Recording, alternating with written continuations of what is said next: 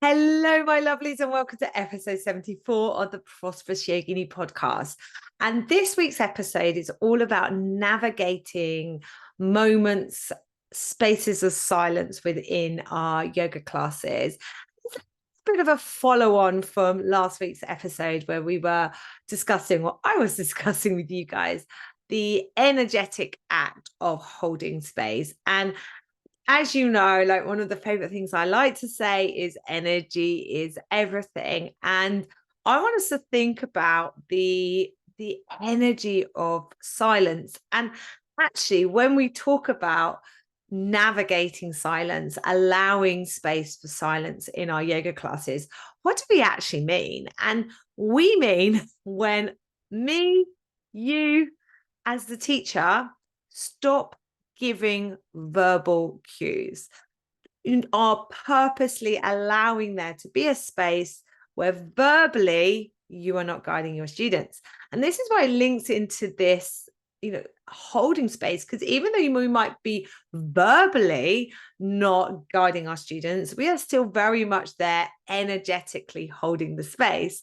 And if you're anything like me, and you might not be, I actually find that silence and the moments when I'm not talking, I can find them a little bit awkward. Like, I am one of those people, this will not surprise you, that really likes to fill the space, to always be teaching, talking, always teaching, always talking. That's me. Always verbally guiding my students, like almost feeling like I need to verbally fill the space. And that's shifted a lot for me in recent years because I have found yin yoga. I love yin yoga. I've shared, I'm sure I've shared my story with my discovery of yin yoga, but late 30s, I had youngest children. I was getting back to, like those things you did before kids, namely for me, surfing. But my neck and shoulders were so tight, and I was like trying to get back to my strong vinyasa practice, trying to get back into my surfing, and everything, neck, shoulders, everything felt so tight. And I think I came to like this dawning realization that this was not working out for me, that what I was doing energetically with my body was causing, like, it was just low level, but it was causing pain, discomfort, constant pain, discomfort. And I was like, well, obviously, energetically, I'm doing something wrong here. Another one of my favorite sayings, definition of madness, doing the same thing, hoping for a different result. So I was like, well, I'll give this yin yoga a go. I'm pretty sure I'm going to find it really boring. Anyway, I did at first find it hard. And boring was the wrong word, challenging to be still, challenging actually to be in a class that there was way less verbal instruction from the teacher. A few classes in, oh, my neck and shoulders felt better. And like I say, the rest is history. Just like the neck and shoulders were just like the surface layer of the out of balance energy. And, since then, I now regularly practice yin yoga. I'm passionate that everyone should practice yin yoga. And I'm really passionate actually that yoga teachers, we both have a regular yin and restorative practice to help reset and manage our energy. Go back to last week's podcast. And also that we are bringing this style of yoga into the mix of our offerings. Like, I'll get back onto the topic of today's podcast, but if you are like, you're teaching, and you might not be a yoga teacher, perhaps. I've had quite a few people who come from different sort of like movement modalities take my yin training, like they'll be doing Pilates or a PT fitness instructor, like very yang type exercises with their bodies and with their students' bodies, and they come and take the yin training, and they love teaching it because it, is something energetically easier on their body to teach. They students love it because they need the balance of the yin and the yang. So it's a great way in terms of like both a business model and another way that you can serve and help your students to bring into the mix. So while I'm on that topic, I do have an online 50-hour yin yoga teacher training course. It is open to yoga teachers, yin yoga enthusiasts. You don't have to have done your foundation teacher training course. Actually, if you're like considering training and you'd like a stepping stone, it's a great course to do, like to test the water without committing to that higher price, higher time, energy commitment of a foundation teacher training course. It's also open to Pilates teachers, massage therapists, fitness instructors, holistic practitioners. I've had a huge range of sort of like people from different modalities take the training, bring it into the mix of their business model. They love it, their students love it, and it's a great way to expand the business without it being energetically draining. Anyway, so I'll put the link to my Yin Yoga teacher training course in the show notes. And Yin's going to come up quite a bit today because it's in Yin Yoga where I really had to confront my discomfort with just shutting up while teaching, my discomfort for allowing there to be silence in the class. Now, before I get on to that topic though, there was another stage in my teaching career where I had to confront a little bit of discomfort in terms of silence. So I also firstly want to address playing music in your yoga classes. Now, I co-teach on my foundation teacher training course with a beautiful yoga teacher, really gorgeous soul, Jane Craddock. You've met Jane. She's been on the podcast talking about training to be a yoga teacher. I need to get back, talk about other stuff, ecstatic dance, playlist, restorative yoga, managing nervous system, energy reset. Like Jane and we're really into human design. She's a projector, I'm a generator. If you're like, what are you talking about, Amy? Google human design. That's another thing. This is all coming on the podcast. keep listening. It's all coming. And like, actually, you can, if you know anything about human design, you should have guessed I'm a generator because I'm not short of ideas and things to talk about with you guys. Okay, so staying focused, Amy, staying focused. When I first qualified as a yoga teacher, I always played music. And I no longer play music. And the reason why I'm talking about Jane is Jane, when she teaches, still plays music. And I'm maybe a little old-fashioned, but it's from my own experiences and my own mindset issues, I guess, that has formed these opinions, these beliefs in me. But when I first started teaching, I would always turn up. This was back in the day, guys. I would always turn up with my CD player and my CDs, and I would always play music. And I 100% was playing music because I thought I wasn't quite good enough as a teacher. And found the silence is awkward and it filled the space if I was like, I'm not sure what to say next and I'm not sure what I'm going next. But if the music's playing, it's distracting my students from the fact that I don't know what I'm doing. So I definitely played music for those reasons, no other reason than that.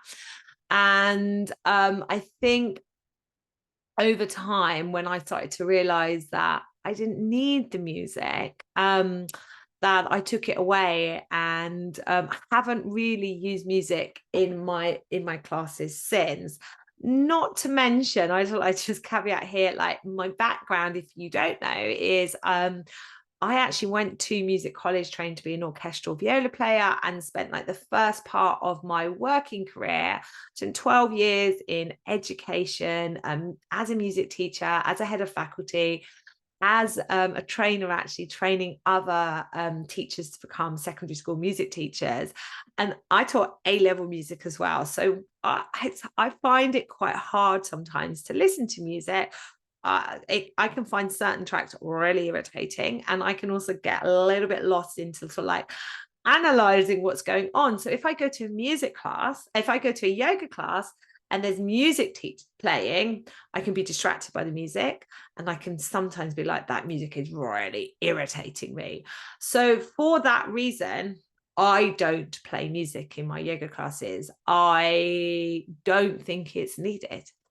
But I do not want you now to cancel your Spotify premium membership and go, oh, Amy said we shouldn't do this, because my lovely co-tutor Jane, who is also trained in ecstatic dance and DJing, the music is integral to her teaching. So Jane will craft these beautiful playlists that match the movement of what's going on. She loves doing her playlist. She'll share her playlist as part of her, like her teaching and what she's sharing with the world.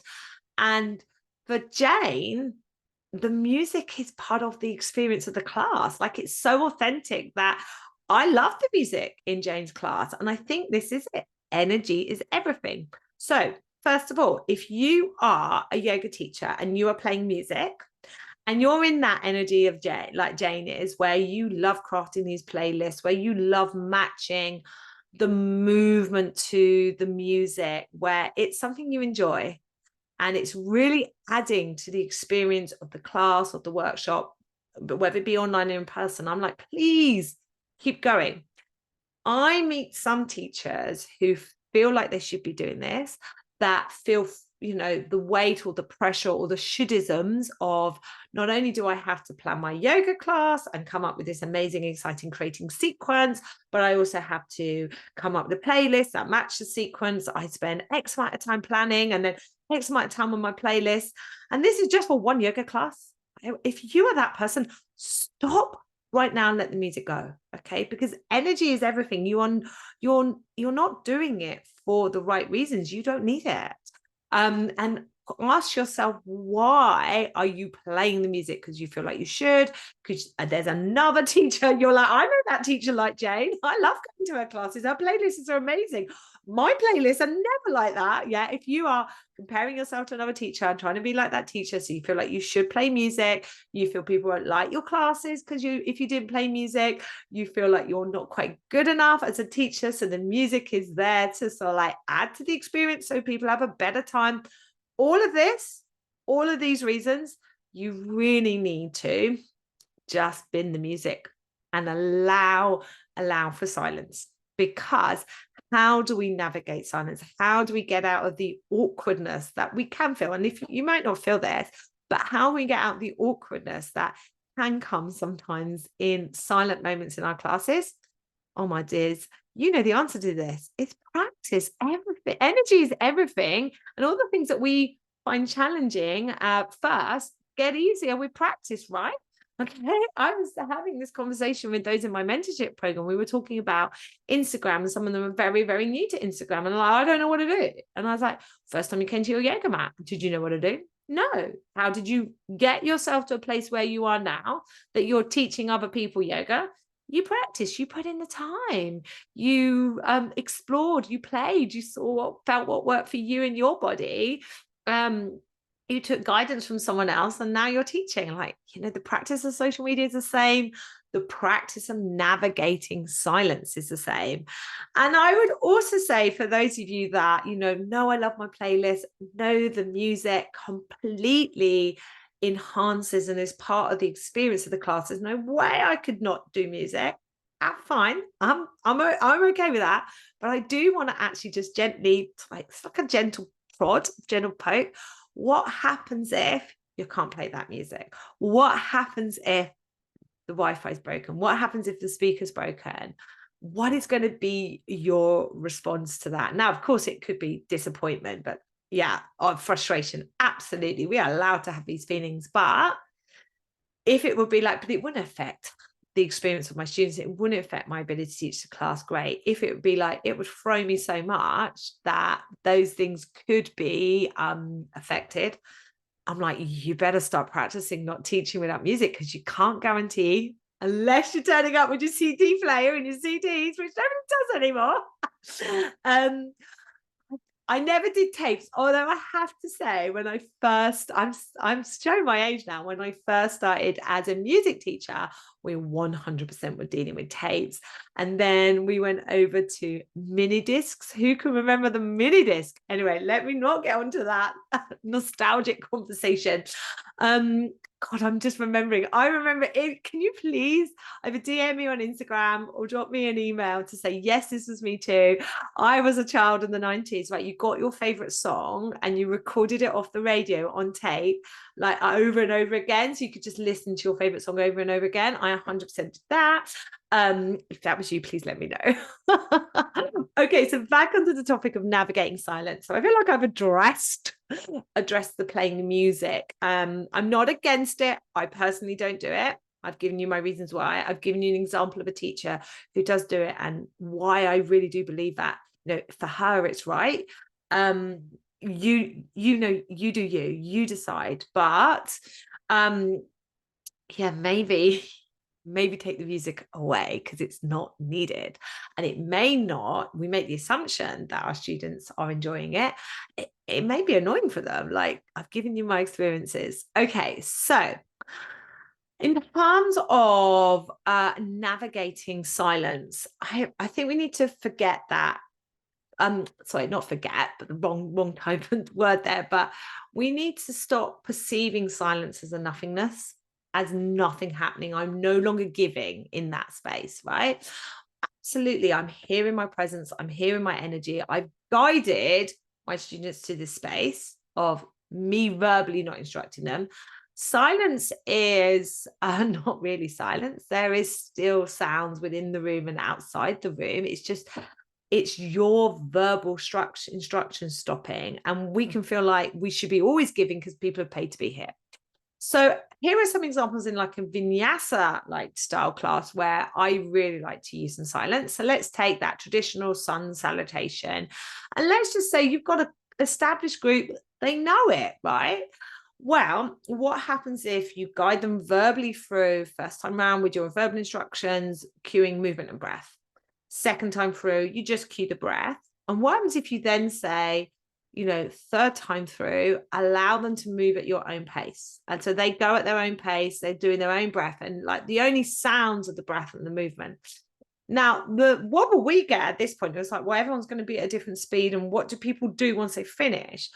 This got to guide people both in and out of those moments. We guide them in, and you say, take a round by yourself, your pace, your breath. Okay. And you can choose to move with them, or you can choose to stand and watch and hold the space. Yeah. I mean, but always eyes on your prize, always eyes on your students. But you need to give them something to come to signal the end of that silence for them. So it's just, one round through by yourself at your own pace, own breath. At the end, come and rest in Tadasana. So that's it. So, and then as a teacher, when everyone's come to an end point, because they've come to pause in Tadasana. It could be the same. Let's say we're doing Nadi Shodhana. We're doing a breathing practice. And there are other examples where we're coordinating movement with breath. And we verbally instructed them, the movement, the breath. Like, at some point, you have got to shut up. This is to me, but you've got to get out of the way, because people's breath rate is unique to them. And for it truly to be this more mindful meditation practice where they're getting absorbed in themselves, then they need to be concentrating on their own movement and their own breath rather than trying to keep up with what you are verbally cueing. Plus, it's very difficult to get a collective pace for a breathing practice because everyone has their own breath rate. Plus, you're not doing it because you're verbally instructing it. So I would, with Nadi Shodhana, set it up. Depending on the level of the group, how long I would give the verbal instructions for. I always like to say, if you forget the pattern, nothing bad is going to happen. And I also like to just, it's on the inhale, swapping hands. So they have this reference point. They're not getting tangled with right or left. But I will be 3 rounds or 5 rounds by yourself. After your final round, bring your hands to rest in your lap. I have a signal that they've all stopped. So I can wait for everyone to be at that collective point, and then I can verbally come back in. So there are 2 examples of allowing for verbal silence within a movement practice, like a vinyasa style class, and in a breath practice. But in both cases, the safety in the silence for you and your students. It's not, they're not thinking, oh, that teacher's checked out. Comes from clear entrance in and clear entrance out. Now, perhaps more relevant in terms of silence would be more yin restorative styles of classes. You know, I want to say, like, traditionally we might see teachers playing music more in these styles of classes, but often yes, because there are much longer spaces of silence. And again, I don't have a problem with it, but is it needed? Maybe yes, maybe no. So let's take yin yoga, because for me this was like the next point of my career after I was able to let go of my CD player.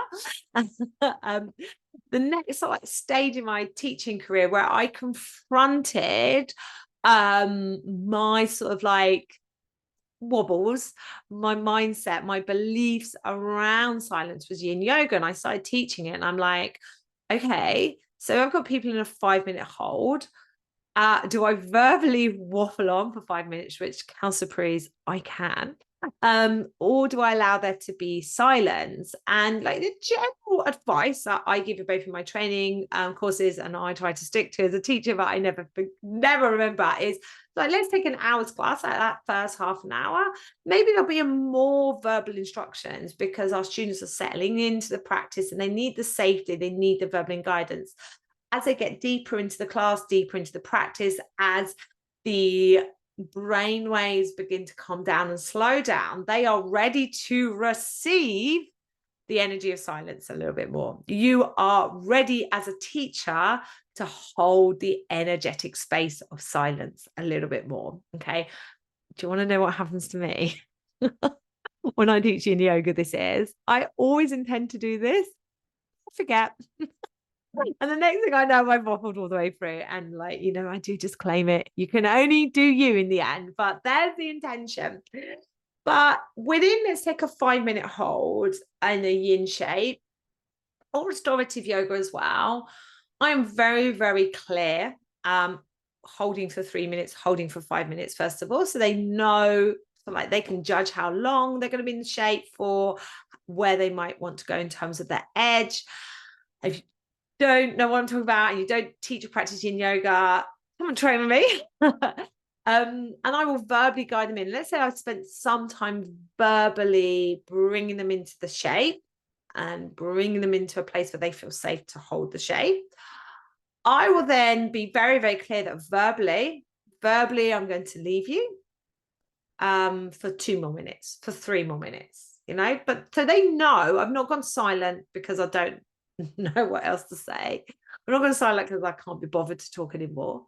I've gone silent. There is a purposeful silence that I am leaving them alone verbally to experience the practice.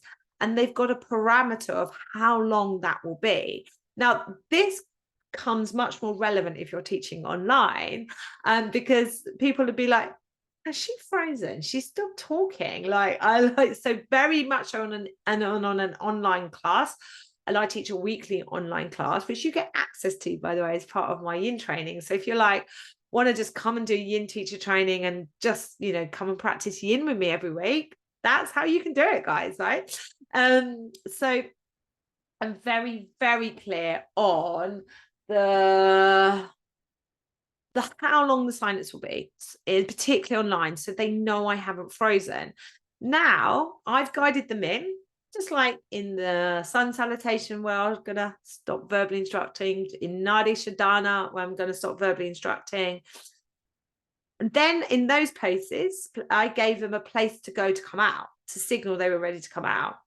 In hold in yin yoga, and the same would be true of restorative yoga, I signal as we're coming towards the end of, say, that 3-minute space of verbal silence, I will signal 1 more breath or 3 more breaths. So I'm not straight in with the next instruction, come out with care, come out slowly. No, I come to the breath and then move into the body. Because in that space of silence, like, they've come much more inwards into the felt sense of their body. And then when I come in with a verbal instruction, I want them to be ready to meet that. So it's almost like I re-grab their attention with coming to the breath. And then invite the movement out to experience the rebound, to move into the next shape. Restorative yoga, we may experience holds being even longer. And again, it's like, I quite like, as long as the music is very like low level, not too distracting, like maybe music in restorative styles. But again, can I teach a restorative class without music? Completely. Longer silences, longer pauses. But the same principle, guide them into the shape. Be very, very clear that how long verbally you're going to be leaving them, very clear that they can signal your attention, particularly if you're teaching in person, if they need you, that you're still energetically present for them. You're still holding the space for their practice, for their energy, for their bodies, but verbally you've just stepped back for a moment. And I think when we verbally step back, we are still there energetically holding space. So let's go right to the end of every yoga class, regardless of style, and take Shavasana, because Shavasana is a place for stillness, for silence, right? And if you're anything like me, you may be one of those teachers that don't play music in the class, but always put a track on for Shavasana. And that's not necessarily a bad thing. I have to hot tip for those of you that teach like mum and baby yoga, toddler yoga. I actually played music for Shavasana in those classes. I played the same track. It was about 5 minutes long. I played the same track every week. It was very, very powerful because it signaled to the babies and to the young children that this was a different stage of class. And they learned that this music meant quiet, stillness, a quieter energy. Like toddlers, babies are on their own schedule, but that really was an example where music was very, very powerful. But I'll go back to my early days of teaching when perhaps I broke free of the CD player for the whole class, but was still putting Shavasana music on at the end because I felt uncomfortable in the silence. And, maybe I'm being a bit hard on myself. Maybe like the music was a good support for me. And if I was feeling uncomfortable in those early days of teaching, anything that can make you feel more comfortable is a good thing. But again, it goes back to being okay with the silence and being in a knowing that you have everything you need to hold the space of that Shavasana. So yes, if you're playing music just at the end of Shavasana, I would really invite you to play around with not. And like if your students are like, oh, I really miss the music, and you felt really uncomfortable, like put it back on. Like, I do not know you. I do not know your students. I do not know your yoga business. I really want you to do you, but I also want you to just pay attention to what you're telling yourself, how that might be reflecting in the things you do in your teaching, and have a play with doing things differently, because that also translates to advice in your business. You've heard me say this, we like to separate, this is a muscle, this is my hamstring, this is my quadricep. Listen, it's all one interconnected tissue, right? This is my yoga business and I'm a yoga teacher. Like, it's all big one connected thing. You get more playful, you get more willing to experiment, you get more willing to do something and it'll work out. In your teaching, you get like that in your business and vice versa. Okay, so in Shavasana, you 100% should be sat upright, holding space for your students, maybe just with that soft gaze and just energetically. And I do this both online and in the room, like soft gaze, but eyes open, sat there and feeling like I'm like, we're all holding hands, we're all together in this moment of rest. As an energetic holding of space. I know you guys wouldn't do this, but please don't take pictures of your students in Shavasana unless it's a staged picture. Because for me, Shavasana is it's a sacred moment. It's a sacred moment of reset. Now, there might be times where you're like, I am definitely going to have to verbally fill space. Let's say you're teaching in a village hall and there's some distracting noise Like if you can verbally guide people through that, keep them with you, keep them with their breath, keep them with their body, great. Sometimes we just have to acknowledge the noise because life ain't perfect. And we're looking to find stillness within the sort of like chaos and sometimes storm of life. So that can be a great practice. But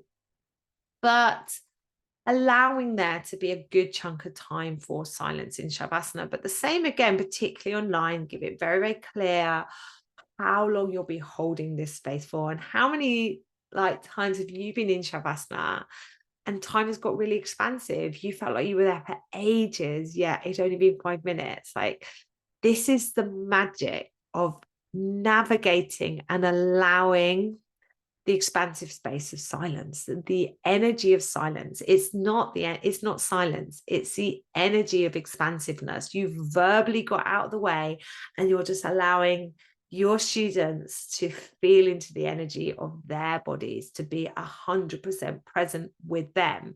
Like, we're getting out of the way as a teacher, which can be hard because we feel like, well, I'm the yoga teacher and I've got to like be here for my students, and I've got to know everything in terms of adjustments and making sure they're okay. And I'm like, yeah, you're just holding space for their practice. You don't have to know anything. They're the people that know their bodies more than anyone else. You're just guiding them. And the same in the times where you are verbally quiet, you are still energetically guiding them. You are holding those moments of stillness. And your yoga class literally might be the only place in their life where, other than when they're asleep, right, where they are experiencing moments of stillness and silence. And if we can get that for 1 second, that 1 second becomes 2 seconds, and so on and so forth. Okay, my darlings, I'm just looking at my notes thinking, I'm thinking I've covered it all, and I have. Okay, so thank you so much for listening to today's podcast. Obviously, I've spoken quite a bit today about how you could work with me in terms of my Yin Yoga teacher training course. This is online. It's flexible. You can start anytime, but it does include a weekly class and there is a recording. So, if you would like to work with me and train with me, then my online Yin Yoga teacher training course is the way to do it. I will put the link in the bio, in the show notes to this. But you also see today how much I've been talking about, the teaching side of things. This is what goes down in my mentorship program. And I really am like so passionate that 2024, if you're listening to this in like real time, is the year where you go, you know what? Definition of madness is for a different result. I've been trying to do this by myself. I've been trying to figure this out by myself, and it isn't easy. And maybe Amy's right. I'm not meant to do it alone. I would really like you to say yes to my mentorship program and invest in you and your business, even if it feels like you haven't got the money for it. And yeah, not ready yet. Like, we're just never going to be ready for these things. And sometimes we have to say yes to something with a whole heap of faith that that investment, that money comes back to us many times over. So there was my mentorship program open at the end of January. However, if you'd like to chat to me about my mentorship program, have a little sneak peek inside it, see what's going on, DM me on Instagram or drop me an email. I am, as you know, I am really happy to chat. And the mentorship program really does cover both hats. The business side of things and the teaching. And also, you can be teaching for 20 years and you will still really benefit from coming inside my mentorship program. I've worked with plenty of experienced teachers. And also, if you're like kind of new in the, just qualified, first 5 years of teaching, like literally, it just doesn't matter. Come on in, guys. Yeah, come on in. Because I can help you whatever stage of business you're at. And as teachers, isn't it great to be having a community, having a source where we can talk about what happened in our classes, where we can share things that went right and share things that went wrong and how we could do things differently and collectively share our experiences of teaching. And I just think this is what needs to change drastically in the yoga industry. the model where we are by ourselves, figuring it out by ourselves, teaching by ourselves, processing everything that comes up in our teaching by ourselves, running our business by ourselves. Like, I don't know how anyone does it long term. You can't. All right. So if it's not me, find someone else. Okay, stop doing it alone. Right, that's what I'm going to say. I'm going to stop on my rant here, but I'd love it to be me. So get your name on the wait list, darling. Doors open end of January. All right, my lovelies, I will see you all next week.